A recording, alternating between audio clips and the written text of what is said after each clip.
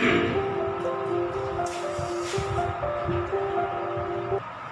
Morning students, class intermediate. आज का topic है गीत। ठीक है भाई, गीत का जो पैरा है ये काफ़ी बड़ा है, इसके कुछ अंश में आए नहीं हैं, तो ये पैरा पहले हम सबसे पहले आपको मैं बुक से पढ़ा रहा हूँ। अगर बुक हो तो बुक निकाल लें, और इसके बाद जो इसकी रेखांकित है ये हम आपके वीडियो में लिख देंगे, जैसा प्रश्न के आधार पर उत्तर। और जो रेखांकित नहीं है इनका हम अभी बता दे रहे हैं, तो पहले सबसे पहले वही सुन लीजिए, बुक पे देख लीजिए। तो बहुत बड़ा पैरा इसमें बोर्ड पे आया नहीं, तो पूरा बोर्ड भर जाता है। देखो इसमें है तो लिखा दिया वही बुक में है। मैं नीर भरी दुखी बदली, स्पंदन में चिर निस्पंद बसा, क्रंदन में आहत विश्व हसा, नैनों में दीपक से जलते, पलकों में निर्धरनी मछली। इतना के पहले देख लीजिए निर्धरनी मछली, और इतना के बाद देख लेना। देखिए अब इसकी व्याख्या समझ लीजिए, मैं पूरे की बता रहा हूँ, बाकी जो आपको लिखाऊंगा उत्तर वो केवल रेखांकित अंश का होगा, और मैं अर्थ पूरा समझा रहा हूँ, ध्यान दीजिए।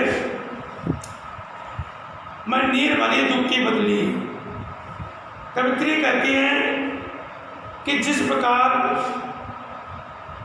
बदली में उसके कंपन का, नहीं पहले ये देख लीजिए, मैं नीर भरी दुख यहाँ से प्रारंभ है।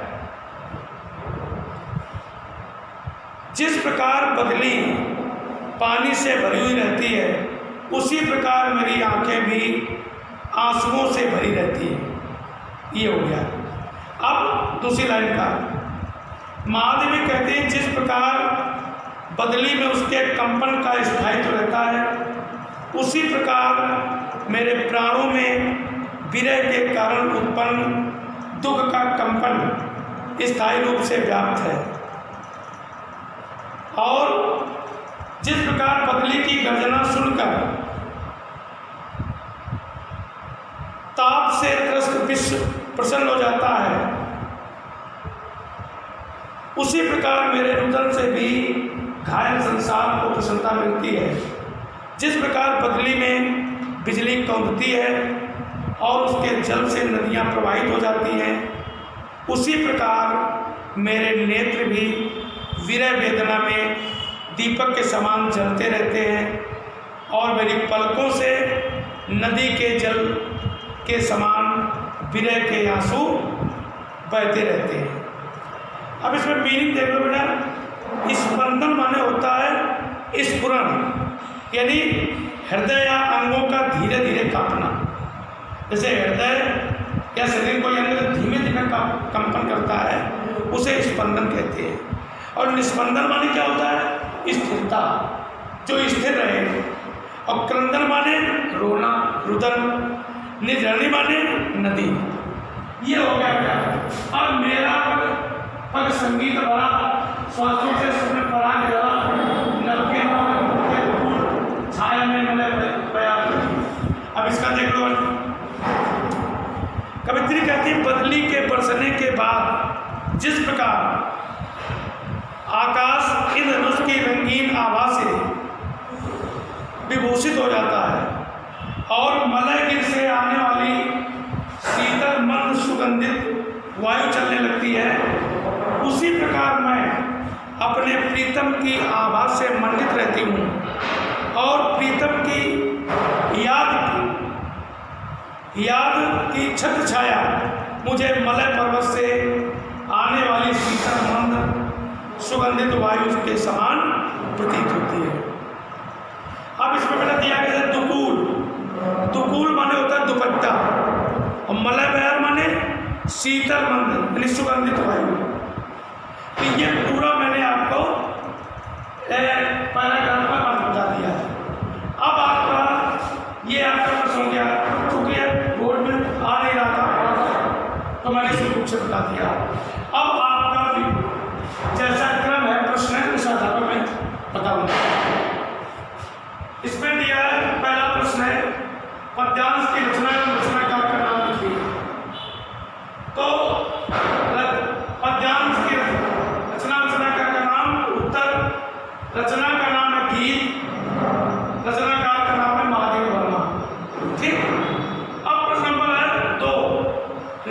रेखांकित अंश की व्याख्या कीजिए।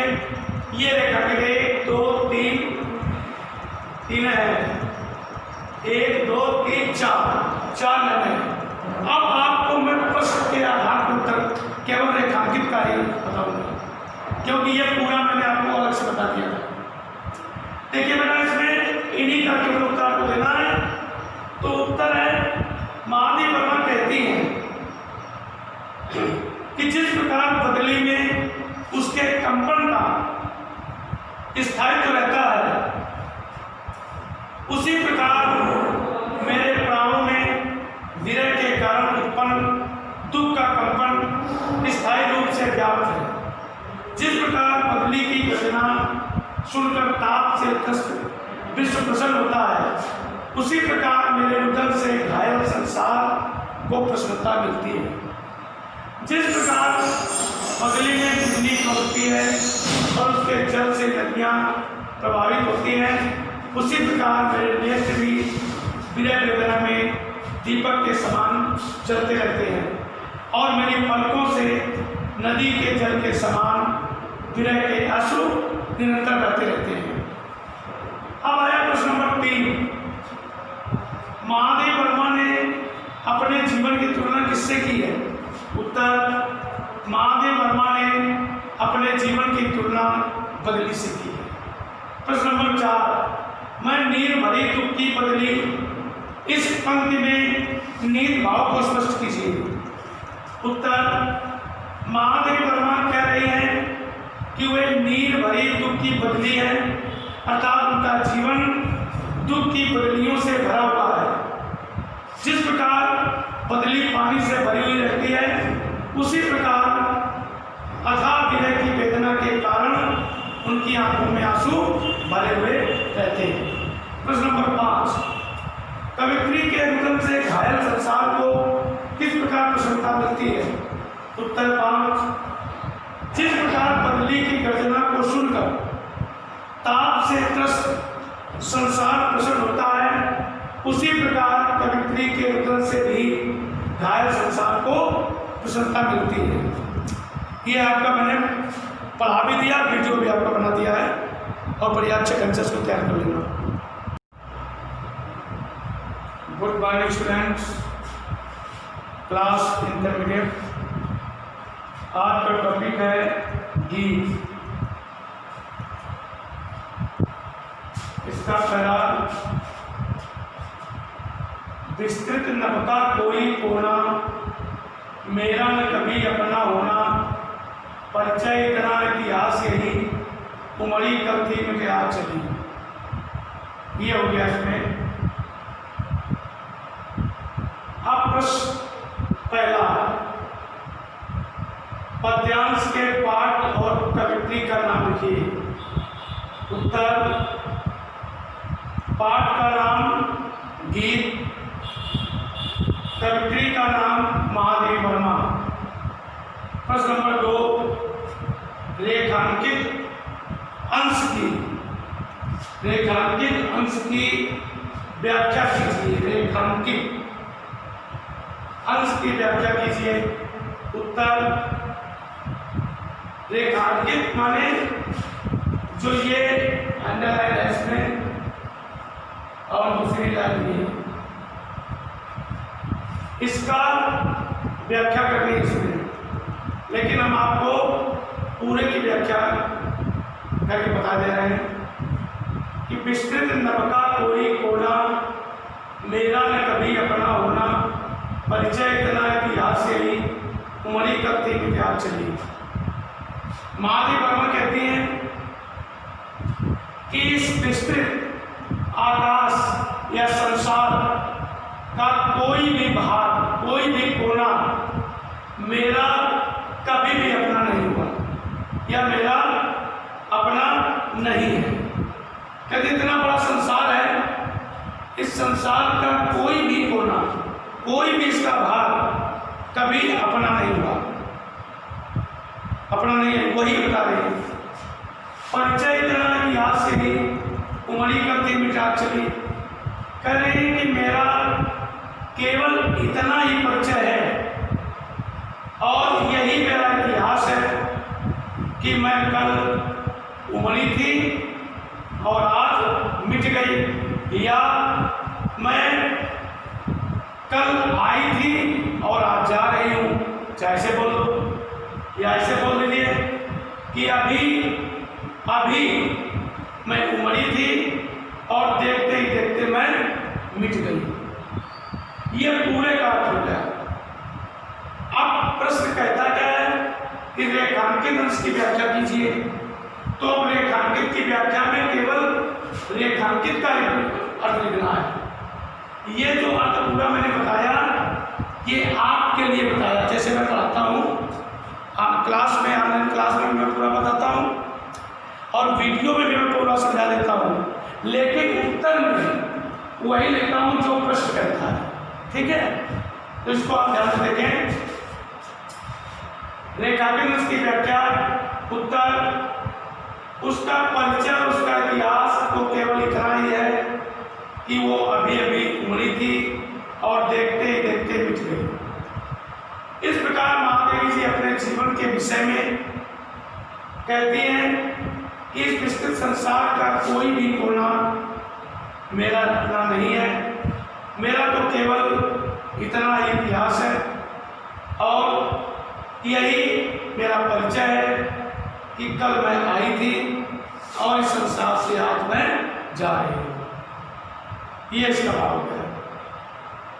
प्रश्न नंबर 3, यहाँ किसके माध्यम से महादेवी वर्मा अपने जीवन की व्याख्या प्रस्तुत कर रही है? पहले प्रश्न को समझना जरूरी है। जब प्रश्न समझ लोगे तभी सही उत्तर दे पाओगे। ये तो लिख देते हैं इसका, ये नहीं कि इसको आपने नकल में उतार लिया और याद कर लिया। समझना मुख्य चीज़ है। ये तो केवल आपकी हमारी दूरी है ऑनलाइन क्लास में, इसलिए मैं यहाँ लिख रहा हूँ। अगर ऑफलाइन होती क्लास में पढ़ते होते तो मैं बुक से पढ़ाता और ये आप छटवाता और आप छाटते इसको। इसलिए वही क्रिया आप समझिए कि यहाँ किसके माध्यम से महादेवी वर्मा अपने जीवन की व्याख्या प्रस्तुत कर रही है? उत्तर है यहाँ बदली के माध्यम से महादेवी वर्मा अपने जीवन की व्याख्या प्रस्तुत कर रही है। प्रश्न नंबर 4, आकाश में रहने वाली बदली के संदर्भ में यहाँ क्या कहा गया है? आकाश में रहने वाली बदली के संदर्भ में यहाँ क्या कहा गया है? उत्तर, आकाश में रहने वाली बदली के संदर्भ में यहाँ ये कहा गया है कि बदली आकाश में रहती है, किंतु विस्तीर्ण आकाश में, विस्तीर्ण माने विशाल बड़ा, आकाश में कोई भी कोना उसका अपना नहीं होता है। वह तो मात्र इधर उधर घूमती रहती है, भ्रमण करती रहती है, टहलती रहती है। प्रश्न नंबर 5, पद्यांश के अंत में कवित्री अपना परिचय किस रूप में प्रस्तुत कर रही है? उत्तर, कवित्री अपना परिचय, पद्यांश के अंत में कवित्री अपना परिचय देती हुई कहती है कि इस विस्तीर्ण संसार में, यानी इस विशाल संसार में कोई भी भाग, कोई भी कोना मेरा अपना नहीं है। मेरा तो केवल इतना ही परिचय है और यही मेरा इतिहास है कि मैं कल आई थी और आज जा रही हूँ। ये प्रश्न का उत्तर हो गए। इसको कंप्लीट कर लेना।